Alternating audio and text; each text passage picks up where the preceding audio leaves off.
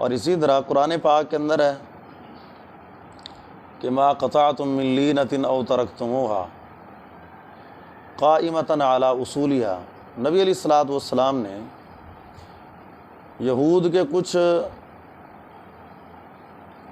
درختوں کو کاٹ دیا اور کچھ کو چھوڑ دیا، تو یہودیوں نے شور مچا دیا کہ یہ تو نبی ایسا ہے کہ یہ درختوں کو کاٹتا ہے، حالانکہ درخت نہیں کاٹنے چاہیے۔ یہ نبی ایسا ہے جو درختوں کو کاٹتا ہے، نقصان کرتا ہے۔ بہت بڑا شور بپا ہو گیا یہود کی طرف سے، بہت زیادہ انہوں نے شور کیا، حتیٰ کہ جب اللہ تعالیٰ نے اس بات کو دیکھا تو اللہ تعالیٰ نے جبریل امین کو بھیجا اور یہ وحی آئی کہ ما قطعتم من لینۃ او ترکتموها قائمۃ علی اصولها فباذن اللہ۔ فرمایا کہ جو اس نبی نے، اللہ کے نبی نے کچھ درختوں کو کاٹا ہے، کچھ کی ٹہنیوں کو چھوڑ دیا ہے، تو یہ اس نبی نے کیوں کیا ہے؟ اللہ تعالیٰ نے کہا کہ یہ اپنی مرضی سے نہیں کیا بلکہ فباذن اللہ، یہ اس نبی نے ہمارے حکم سے کیا ہے، اللہ تعالیٰ کے حکم سے کیا ہے۔ تو سوال یہ پیدا ہوتا ہے کہ درختوں کے کاٹنے کا حکم کہاں ہے؟ یہ تو وہی بات کے اندر آئی ہے، یہ تو یہود کے شور برپا کرنے پہ آئی ہے نا وہی۔ تو اس سے اللہ تعالیٰ نے کہا میں نے حکم نبی کو دیا تھا، وہ حکم کہاں ہے قرآن پاک کے اندر؟ وہ حکم نہیں۔ پھر ماننا پڑے گا کہ یہ قرآن وحی جلی ہے اور حدیث وحی خفی ہے۔ اللہ تعالیٰ نے اس کا حکم دیا تھا، کیونکہ ومن اصدق من اللہ قیلا، اللہ تعالیٰ سے بڑھ کر کوئی سچا نہیں ہو سکتا۔ تو اس کا مطلب یہ اللہ جو کہہ رہا ہے کہ میرے حکم سے کیا ہے سارا کام، تو اس کا مطلب ہے کہ اللہ نے نبی کو حکم دیا تھا، وہ قرآن کے اندر نہیں ہے، وحی خفی تھی، اللہ تعالیٰ کی طرف حکم تھا لیکن وہ قرآن کا حصہ نہیں ہے۔ اسی لیے اس سے پتہ چلا کہ جس طرح وحی جلی مطلوب جس طرح یہ جو ہے نا اللہ تعالیٰ کی طرف سے منزل ہے، نازل شدہ ہے، اسی طرح وحی خفی غیر مطلوب بھی اللہ تعالیٰ کی طرف سے نازل شدہ ہے۔ تو جس طرح قرآن پر عمل ضروری ہے اسی طرح حدیث پر بھی عمل ضروری ہے، جس طرح قرآن پر ایمان ضروری ہے اسی طرح حدیث پر بھی ایمان ضروری ہے۔ نبی علیہ الصلوۃ والسلام نے اپنے کچھ راز ایک بتایا حضرت حفصہ رضی اللہ عنہا کو۔ اگر آپ سورۃ تحریم پڑھیں تو آپ کو سمجھ آ جائے گی بات۔ راز بتایا اور کہا کہ یہ کسی کو بتانا نہیں ہے۔ تو حضرت حفصہ رضی اللہ عنہ نے یہی بات حضرت عائشہ کو بتا دی رضی اللہ عنہ کو، یہی بات حضرت عائشہ کو بتا دی۔ تو جب بتا دی تو اللہ تعالیٰ کی طرف سے فرشتہ آ گیا، اللہ تعالیٰ نے وہی اتاری، کہا کہ وَإِذْ أَسَرَّ النَّبِيُّ إِلَىٰ بَعْضِ أَزْوَاجِهِ حَدِيثًا فَلَمَّا نَبَّأَتْ بِهِ وَأَظْهَرَ اللَّهُ عَلَيْهِ عَرَّفَ بَعْضَهُ وَأَعْرَضَ عَن بَعْضٍ۔ تو اللہ تعالیٰ نے یہ وہی اتار دی۔ اللہ تعالیٰ نے اس ساری کی ساری سرگوشی کا اور اس راز کا اللہ نے ذکر کر دیا فوراً، کہ نبی نے اپنی بعض بیویوں میں سے بیوی کو جو ہے نا وہ راز بتایا تھا، اللہ تعالیٰ نے یہ وحی کر دی۔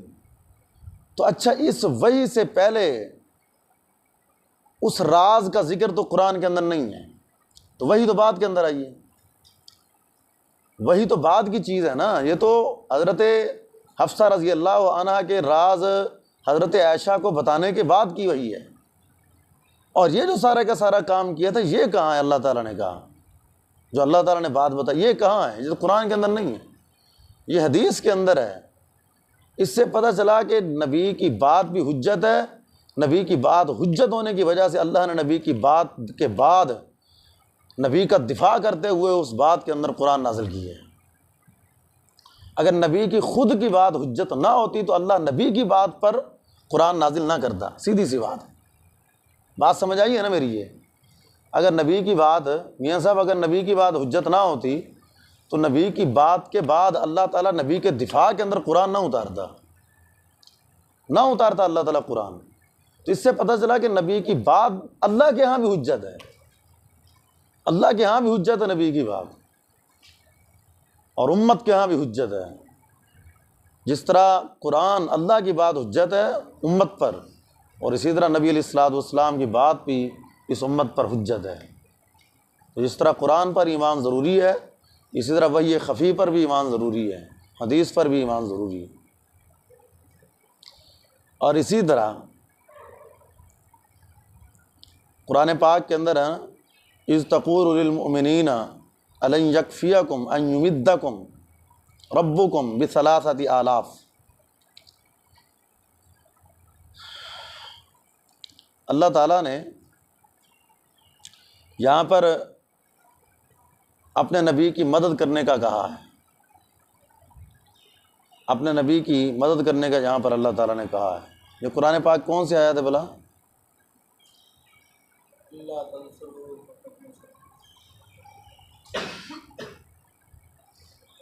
اللہ تعالیٰ نے یہاں پر اپنے نبی کی مدد کرنے کا کہا ہے 3000 سے۔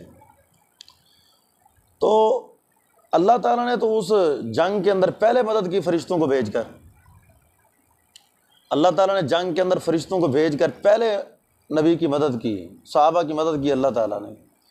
لیکن یہ ذکر بعد کے اندر ہے، یہ وہی بات کے اندر نازل ہوئی ہے، مدد پہلے ہے اللہ تعالیٰ کی، مدد پہلے ہے اللہ تعالیٰ کی، اور یہ وہی جو ہے نا وہ بعد کے اندر ہے۔ تو بعد کے اندر وہی اللہ کے لانے سے پتہ یہ چلتا ہے کہ اللہ تعالیٰ نے نبی کی بات پر اور نبی کی مدد کے لیے فرشتوں کو جو نازل کیا تھا، اور صاف ظاہر ہے نبی کی دعا پر ہی نازل کیا، نبی کے مانگنے پر ہی نازل کیا۔ جیسا کہ 1000 فرشتوں کا آنا ہے بدر کے اندر ہے، پھر اللہ تعالیٰ کا اور مدد کرنا ہے، تو اسی طرح یہ وہی بات کے اندر ہے، لیکن مدد اللہ تعالیٰ کی پہلے ہے۔ تو جس طرح وحی جلی پر ایمان ضروری ہے، اسی طرح وحی خفی پر بھی ایمان ضروری ہے۔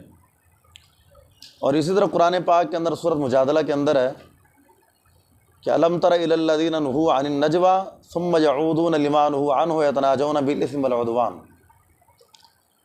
قرآن پاک کے اندر یہ موجود ہے کہ منافقین نے اسلام، انہوں نے کہا تھا کہ ہم اسلام لائے منافقین، نبی علیہ الصلوۃ والسلام ان کی مجلسوں کے اندر جایا کرتے تھے، نبی علیہ الصلوۃ والسلام ان کی مجلسوں کے اندر جایا کرتے تھے، نبی کے مجلس کے اندر بیٹھنے کے باوجود وہ سرگوشیاں کرتے تھے، آپس کے اندر خسر مسر کرتے تھے۔ منافقین سرگوشیاں کیا کرتے تھے، خسر مسر کیا کرتے تھے۔ تو اللہ تعالیٰ نے یہاں پر کہا کہ ہم نے ان کو پہلے منع نہیں کیا سرگوشی سے، سرگوشی سے ہم نے پہلے ان کو منع نہیں کیا۔ تو اب سوال یہ پیدا ہوتا ہے کہ جو سرگوشی سے پہلے منع کیا گیا تھا وہ قرآن کے اندر کہاں ہے؟ یہ تو آیت بعد کے اندر اترنے والی ہے۔ جو قرآن کے اندر اللہ تعالیٰ نے یہ کہا کہ سرگوشی سے ان کو منع کیا گیا منافقین کو، تو یہ منع پہلے جو منع کیا گیا وہ قرآن کے اندر کہا ہے، یہ تو بعد کی آیت ہے۔ جس طرح اچھا بندہ کہتا ہے نا کہ ایک بندہ کلاس کے اندر نہیں نہ آتا، وہ کہتا ہے کہ میں نے تجھے کل نہیں کہا تھا جلدی کلاس کے اندر آنا ہے، میں نے تجھے کہا نہیں تھا کلاس کے اندر آنا ہے۔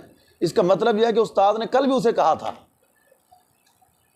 اس کا مطلب یہ ہے کہ استاد نے کل بھی کہا تھا، شاید اسے اکیلے کہہ دیا ہو یا میسج پہ کہہ دیا ہو، اسے کہا ضرور ہے۔ جو آج جو استاد کہہ رہا ہے کہ میں نے تجھے کہا تھا، اس کا مطلب یہ کہ استاد نے کل اسے کہا ہے، لیکن وہ سب کو پتہ نہیں ہے، لیکن کہا ضرور ہے۔ ویسے میں نے ایک مثال دی ہے سمجھانے کے لیے، تو پتہ چلا کہ اللہ تعالیٰ نے کہا کہ ہم نے پہلے ان کو منع کیا سرگوشی سے، اس کا مطلب یہ ہے کہ نبی نے پہلے ان کو منع کیا سرگوشی سے، لیکن وہ قرآن کا حصہ نہیں ہے، وہ نبی کی اپنی بات کا حصہ ہے جو اللہ نے وحی کے ذریعے نازل کی، لیکن اللہ نے اس کو قرآن کا حصہ نہیں بنایا۔ اس سے پتہ چلا جس طرح قرآن اللہ تعالیٰ کے ہاں وحی ہے، اور اسی طرح حدیث بھی اللہ تعالیٰ کے ہاں وحی ہے۔ اور اسی طرح قرآن پاک کے اندر حافظوا علی الصلوات والصلاۃ الوسطیٰ، اللہ تعالیٰ نے کہا اپنی نمازوں کی حفاظت کرو، والصلاۃ الوسطیٰ، اور کس نماز کی حفاظت کرو؟ اور کس نماز کی حفاظت کرو؟ درمیانی نماز کی۔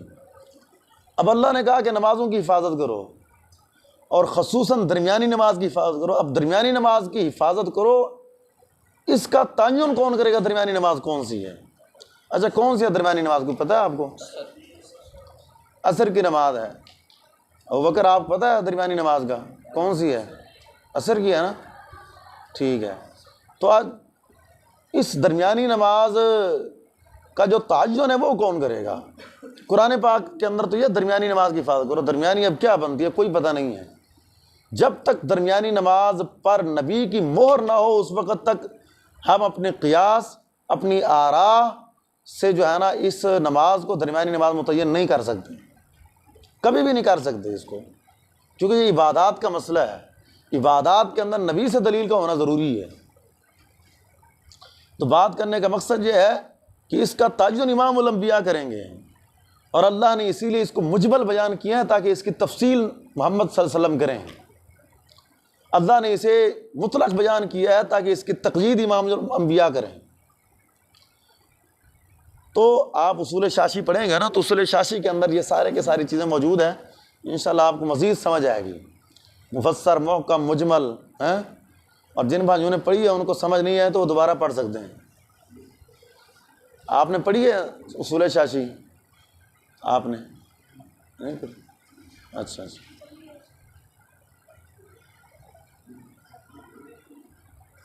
تو قرآن پاک کے اندر یا ایھا الذین آمنوا اذا نودی للصلاۃ من یوم الجمعہ فاسعوا الی ذکر اللہ وذروا البیع۔ اللہ تعالیٰ نے کہا ہے ایمان والو، جب جمعے کی اذان کہہ دی جائے فاسعوا الی ذکر اللہ، تو اللہ تعالیٰ کے ذکر کی طرف دوڑ کے آؤ، اللہ تعالیٰ کے ذکر کی دوڑ کے آؤ۔ یہاں پر 2-3 سوال ہیں، بھائی جان آپ ادھر آ جائیں، میرے پاس آ جائیں، آپ آ جائیں، ادھر آ جائیں، ادھر آ جائیں، ادھر سامنے آ جائیں۔ لڑتے بڑے بڑھیاں لڑدیاں نے چھوٹی چھوٹی گل تے۔ تو اللہ تعالیٰ نے کہا کہ جمعے کی طرف آؤ، تو اب یہاں سے 2-3 سوال ہیں۔ ایک سوال یہ ہے، اللہ تعالیٰ نے کہا کہ اللہ کے ذکر کی طرف آؤ، تو اللہ تعالیٰ کا ذکر تو قرآن ہے، کیا جمعے کے اندر ہم جائیں گے جب تو جا کر امام کی بات نہیں سنیں گے، قرآن ہی پڑھیں گے؟ پہلا سوال۔ اور دوسرا سوال یہ ہے کہ اللہ تعالیٰ نے کہا کہ فاسعوا الی ذکر اللہ، دوڑ کے آؤ اللہ تعالیٰ کے ذکر کی طرف، تو دوسری حدیث کے اندر منع ہے کہ دوڑ کے نہیں آنا نماز کے لیے، ایسے آؤ کہ تم پر سکون طاری ہو۔ اور اسی طرح تیسرا سوال یہ ہے کہ جمعے کی طرف آؤ، اس حکم کے علاوہ اللہ تعالیٰ کا جمعے کے لیے قرآن پاک کے اندر کوئی حکم نہیں ہے۔ اللہ تعالیٰ نے جو کہا کہ جمعے کے لیے دوڑ گئے، اس کا مطلب یہ ہے کہ پہلے یہ جمعہ موجود ہے۔ کیا خیال ہے؟ اسے پتہ چلا کہ جمعہ پہلے سے موجود ہے۔ اب جمعہ پہلے سے موجود ہے، اس کا ذکر کہاں ہے قرآن پاک کے اندر؟ اب قرآن پاک کے اندر اس کا ذکر کہاں ہے؟ اس سے پتہ چلا جمعہ پہلے سے موجود ہے، کیونکہ اللہ جو اس کی تفصیل بیان کر رہا ہے، اللہ جو اس کے اصول بیان کر رہا ہے، اللہ جو اس کو اصول بیان کر رہا ہے، ایک مشین ہے، میں آپ کو دیہاتی مثال دیتا ہوں، ایک مشین ہے، وہ اس کی گندم والی جس سے دانے نکالے جاتے ہیں، تھریشر ہے۔ تو اب اگر تھریشر کو چلاتے ہیں تو اس کے کچھ اصول اور قوانین ہوتے ہیں چلانے کے، اس طرح اس کو کھڑا کرنا ہے، اس طرح ٹریکٹر کو کھڑا کرنا ہے، اور اس طرح چلانا ہے مشین کو، اصول ہے۔ تو اب تھریشر ہو ہی نہ، بندہ ایسے ہی اصول بیان کرنے لگ جائے تھریشر کے، تو جو بندہ تھریشر کو چلانے کے اصول بیان جو کر رہا ہے، اس کا مطلب یہ ہے کہ تھریشر پہلے سے موجود ہے، اس کا مطلب یہ ہے کہ وہ چیز پہلے سے موجود ہے۔ ایک بندہ وہ کہہ رہا ہے کہ ہم نے افطاری کروانی ہے بھائیوں کی، اور افطاری کروانے کے اصول بیان کر رہا ہے وہ کہ آپ نے اس طرح لوگوں کو بٹھانا ہے، اس طرح پانی رکھنا ہے، اس طرح ترتیب لگوانی ہے۔ اس کا مطلب یہ ہے کہ افطاری جو بنانے کا سامان ہے وہ پہلے سے تیار ہو چکا ہے، اس کا حکم پہلے دیا جا چکا ہے، اور اس کو سامان پہلے حکم دے کر تیار کروایا جا چکا ہے، اب اس کے اصول بیان کیے جا رہے ہیں۔ اب قرآن پاک کے اندر یہ ہے کہ اللہ کے ذکر کی طرف دوڑ کے آؤ، اس کی تفصیل کون بیان کرے گا؟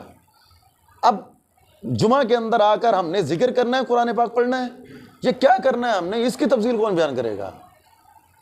اب اس جمعے کا ذکر اس آیت سے پہلے کیا ہے، وہ قرآن پاک کے اندر کہاں ہے؟ اس کا مطلب یہ ہے کہ وہ وحی خفی ہے، وہ نبی علیہ الصلوۃ والسلام پر جو اللہ نے نازل کیا وہ حدیث کی صورت کے اندر ہے، وہ قرآن کی صورت کے اندر نہیں ہے۔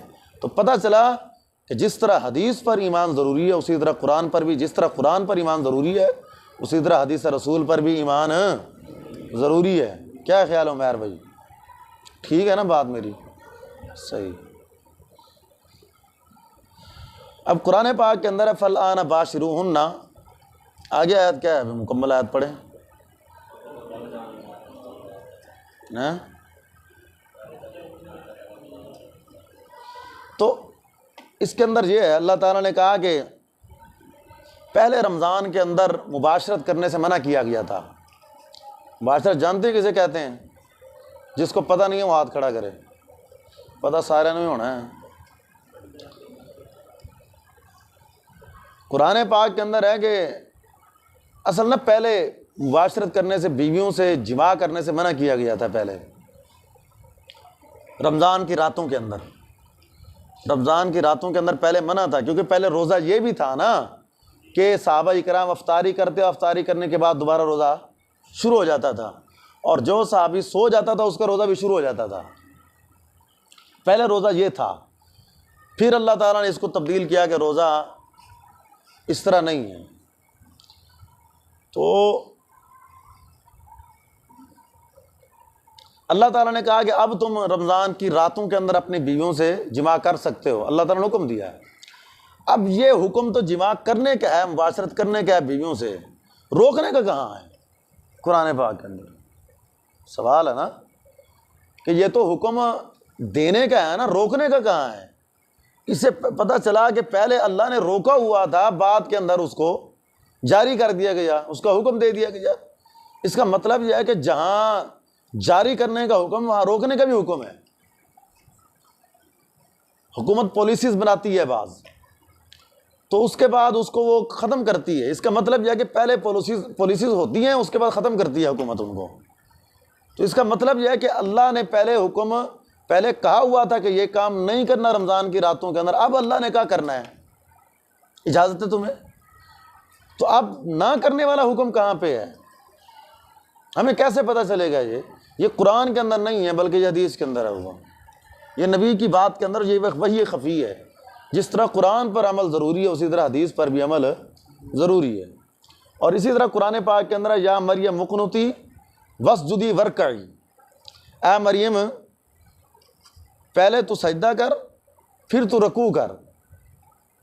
قرآن پاک کے اندر مریم سورہ مریم کے اندر ہے نا، اے مریم تو فرما برداری کرتے ہوئے پہلے سجدہ کر پھر تو رکوع کر۔ اب ہم کیا کرتے ہیں؟ ہم پہلے رکوع کرتے ہیں، پہلے سجدہ کرتے ہیں۔ ابوبکر کیا کرتے ہیں؟ ہم پہلے رکوع کرتے ہیں نا، تو سجدہ بعد کے اندر کرتے ہیں۔ یہاں پر اللہ نے کہا پہلے تو سجدہ کر پھر تو رکوع کر۔ اب یہ کیا مسئلہ ہے یہاں پر؟ اب اس بات کو ہمیں کون سمجھائے گا؟ ہم کس کے پاس جائیں گے یہ بات سمجھنے کے لیے؟ احمد پوری صاحب، اب ہمیں واقعتاً نبی علیہ الصلوۃ والسلام کی ضرورت ہے، کیونکہ اللہ نے نبی کو ہماری ضرورت کے لیے بھیجا ہے۔ اگر بات یہی ہوتی جس طرح مشرکین نے کہا تھا کہ اگر اللہ نے فرشتے کو نازل کرنا ہوتا، اگر اللہ نے ہمارے پاس قرآن بھیجنا ہوتا، شریعت بھیجنی ہوتی تو فرشتے کو بھیج دیتا، جبریل کو بھیج دیتا، تاکہ ہمیں پورا یقین بھی ہو جاتا واقعتاً یہ جبریل اللہ کی طرف سے ہے۔ نعوذ باللہ اس پر تو یقین نہیں ہو رہا نبی پر، ہمیں محمد صلی اللہ علیہ وسلم پر، کیونکہ یہ ہم سے اٹھ کے آ گیا ہے۔ تو اگر اللہ تعالیٰ کو ضرورت تھی تو اللہ تعالیٰ فرشتہ جبریل کو ہی سارا کچھ دے کے بھیج دیتا، تو اس کی ضرورت کیا تھی؟ اللہ نے کہا ضرورت ہے، اللہ نے کہا ضرورت ہے۔ کیوں ضرورت ہے؟ لقد کان لکم فی رسول اللہ اسوۃ حسنہ، اللہ نے کہا ضرورت ہے۔ ثم ان علینا بیانہ، اللہ نے کہا ضرورت ہے۔ لتبین للناس ما نزل الیہم، اللہ نے کہا ضرورت ہے۔ وانزلنا الیک الذکر، ہم نے آپ کے ساتھ ذکر نازل کیا تاکہ آپ اس کی وضاحت کریں۔ اللہ نے کہا ضرورت ہے اس کی، تاکہ یہ پریکٹیکل کر کے دکھائے۔ جبریل کو تو اتنا بھی جو ہے نا وہ اللہ تعالیٰ کی طرف سے احکامات نہیں ہیں کہ وہ خود اپنی بات کو کنوے کر سکے لوگوں کے سامنے، جب تک نبی کی مہر نہ ہو۔ وہ حدیث جبریل میں نے سنائی تھی آپ کو، وہ سارا کچھ اس نے بتایا، اخبرنی عن الایمان، اخبرنی عن الاسلام، اخبرنی عن الساعہ، وہ ساری کی ساری خبریں نبی سے اس نے سوالات کیے اور نبی نے جوابات دیے، وہ خود اس کی تصدیق بھی کرتا رہا، اور آخر کے اندر وہ چلا گیا۔ نبی نے پوچھا اے عمر اتدری من السائل، جانتے ہو یہ سائل کون تھا؟ کہا کہ نہیں اللہ کے نبی آپ جانتے، یہ آپ کا رب جانتا ہے۔ آپ نے کہا کہ اتانی جبریل یعلمکم دینکم، یہ جبریل تھے جو تمہیں تمہارا دین سکھانے کے لیے آئے تھے۔ تو جبریل کو بھی ضرورت نہیں ہے، جبریل کو بھی حکم نہیں ہے کہ اپنی بات کو وہ امت تک ڈائریکٹ پہنچا سکے، وہ نبی کے توسط سے پہنچائے گا، نبی کے حکم سے پہنچائے گا، وہ نبی کی مہر سے پہنچائے گا، وہ اسے اجازت نہیں ہے۔ اس لیے کہ جس طرح قرآن حجت ہے، اسی طرح محمد صلی اللہ علیہ وسلم بھی حجت ہے، ان کی بات بھی حجت ہے، دلیل ہے ان کی بات۔ تو قرآن پاک کے اندر ہے وَأَحَلَّ اللَّهُ الْبَيْعَ وَحَرَّمَ الرِّبَا، اللہ نے تم پر بیع کو حلال کیا اور ربا کو حرام کیا۔ ربا کہتے ہیں سود کو، اللہ نے تم پر بیع کو حلال کیا اور ربا کو، میاں صاحب، اور ربا کو حرام کیا اللہ تعالیٰ نے، سود کو حرام کیا اللہ تعالیٰ نے۔ اب تھوڑا سا آپ اس بات کو سمجھیں، شوکت اسلام آپ اس بات کو تھوڑا سا سمجھیں کہ بیع کے اندر منافع ہے کہ نہیں، سود کے اندر منافع ہے کہ نہیں، ہے نا منافع۔ مثال ایک بندہ نے کسی کو پیسے دیے، 1000 دیا، کہا جی تو نے مجھے 1200 واپس کرنا ہے، تو منافع ہے کہ نہیں، سود کے اندر منافع ہی ہے نا۔ اور بیوع کا مقصد منفعت ہے، منافع ہے نا بیوع کا مقصد، فائدہ ہے نا بیوع کا مقصد، منفعت ہے، فائدہ ہے۔ تو ربا کے اندر بھی فائدہ ہے اور بیوع کے اندر بھی فائدہ ہے، دونوں کے اندر فائدہ ہے۔ اب اللہ نے کہا کہ بیوع حلال ہے اور ربا تم پر حرام ہے، اوزان بھائی اللہ نے کہا کہ تم پر بیع حلال ہے، یہ گھٹنے چھوڑ دیں، اور تم پر ربا جو ہے نا یہ حرام ہے۔ اب اس کی تفصیل کون بیان کرے گا ہمارے سامنے کہ ربا یہ ہے اور یہ بیع یہ ہے، اس کی مکمل تفصیل ہمارے سامنے کون رکھے گا، کون سمجھائے گا ہمیں کہ ربا یہ اس صورت کے اندر ربا ہے یعنی سود ہے، اور اس صورت کے اندر یہ بیع تجارت ہے، کون تفصیل بیان کرے گا؟ تفصیل امام الانبیاء بیان کریں گے۔ اب قرآن نے صرف مطلق حکم دے کے چھوڑ دیا ہے، نبی کے لیے چھوڑا ہے تاکہ لوگوں کو پتہ چل جائے جس طرح قرآن حجت ہے اس طرح میرے نبی کو میں بھیجنے والا ہوں، میرے نبی بھی کی بات بھی تم پہ حجت ہے، اس لیے اللہ تعالیٰ نے چھوڑا ہے قرآن۔ اچھا اللہ تعالیٰ نے 30 پارے بھیجے ہیں، اللہ 40 پارے بھیج سکتا تھا، اللہ 50 بھیج سکتا تھا، اللہ 60 بھیج سکتا تھا، لیکن اللہ نے تفسیر بیان نہیں کی، صرف 30 ہی بھیج دیے مجمل طور پہ، اس لیے 30 بھیج دیے تاکہ ان 30 کی تشریح امام الانبیاء کریں۔ اللہ نے باقی کام نبی پر چھوڑ دیا کہ نبی پر وحی کی اللہ تعالیٰ، نبی نے بذریعہ وحی اس بات کو لوگوں تک پہنچا دیا۔ تو قرآن پاک کے اندر ہے نا کہ من یعمل سوءا او یجز بہ، جس نے برا عمل کیا اس کو اس کی سزا ملے گی۔ تو حضرت ابوبکر صدیق رضی اللہ عنہ نبی علیہ الصلوۃ والسلام کے پاس آ گئے، کہا اللہ کے نبی گناہ تو ہر کسی سے ہوتے ہیں، کمیاں تو ہر کسی سے ہوتی ہیں، کوتاہیاں تو ہر کسی سے ہوتی ہیں، تو اللہ کے نبی اب کیا ہمیں بھی ہمارے گناہوں پر کمیوں پر سزا ملے گی؟ ہمیں ملے گی سزا، اس کا مطلب تو یہی ہے سزا ملے گی۔ پریشان ہو گئے کیونکہ نبی کے بعد معصوم عن الخطا کوئی نہیں ہے، نبی کے بعد نہ علی ہے نہ فاطمہ معصوم ہے، کوئی معصوم نہیں ہے، سب سے گناہ ہوتے ہیں اور سب خطا کار ہیں، آدم کے بیٹے، ٹھیک ہے نا میاں صاحب؟ میری طرف دیکھیں آپ، تو سب جو ہے نا وہ خطا کار ہیں۔ تو اب نبی علیہ الصلوۃ والسلام نے حضرت صدیق کو فرمایا کہ ابوبکر، اے ابوبکر اللہ تعالیٰ تجھے معاف فرمائے، اے ابوبکر اللہ تعالیٰ تجھے معاف فرمائے کہ اے ابوبکر الست تمرض الست تحزن، ابوبکر تم بیمار نہیں ہوتا، ابوبکر تجھے پریشانی نہیں آتی، اللہ تعالیٰ کی طرف سے آزمائش نہیں آتی؟ کہا کہ جی ہاں آتی ہے۔ اللہ تعالیٰ نبی علیہ الصلوۃ والسلام فرماتے ہیں فَإِنَّهُ ذَاكَ بِذَاكَ، میں کہ یہ اللہ تعالیٰ پھر ان پریشانیوں کی وجہ سے ان گناہوں کو معاف فرما دیتا ہے. ان پریشانیوں کی وجہ سے اللہ تعالیٰ، مرض کی وجہ سے، بیماری کی وجہ سے اللہ تعالیٰ ان چھوٹے موٹے گناہوں کو معاف فرماتا رہتا ہے. نبی علیہ الصلوۃ والسلام پر آیت نازل ہوئی نا، یوم دن تحدث اخبارا، تو آپ نے پوچھا اتدرون ما اخبار ہوا، اے صحابہ کرام جانتے ہو یہ اخبار کیا ہے؟ قیامت کی زمین خبر دے گی. کہا اللہ کے نبی نہیں پتا. میں کہ قیامت کے دن یہ زمین ساری کی ساری چیزیں نوٹ کر رہی ہے انسان کی. تو قیامت کے دن بندہ اللہ کے پاس جائے گا تو یہ ساری کی ساری زمین بندے کی خبر دے گی کہ اس زمین پر اے اللہ تیرے بندے نے یہ کیا تھا، اس زمین پر یہ کیا تھا، اس زمین پر یہ کیا تھا، یہاں پر یہ کیا تھا. تو زمین خبر دے گی باقاعدہ. تو اسی طرح قرآن پاک کے اندر شہر رمضان الذی، رمضان ہے، اس رمضان کی ساری تفسیر، روزوں کی تفصیل یہ اللہ تعالیٰ نے بیان نہیں کی بلکہ یہ نبی علیہ الصلوۃ والسلام بیان کی ہے. تو یہ چند چیزیں تھیں، چند آیات تھی جو میں نے آپ کے سامنے ذکر کی ہیں. تو ہمارا یہ سبق آج مکمل ہو گیا ہے. کل انشاءاللہ ہم اور سبق شروع کریں گے. تو جس بھائی کو یہ دلائل مکمل نوٹ ہیں وہ دوسرے بھائیوں کو نوٹ کروا دے اور اس کو یاد کر لیں. سبحانک اللہم ربنا بحمدک اشہد ان لا الہ الا انت استغفرک و اتوب الیک.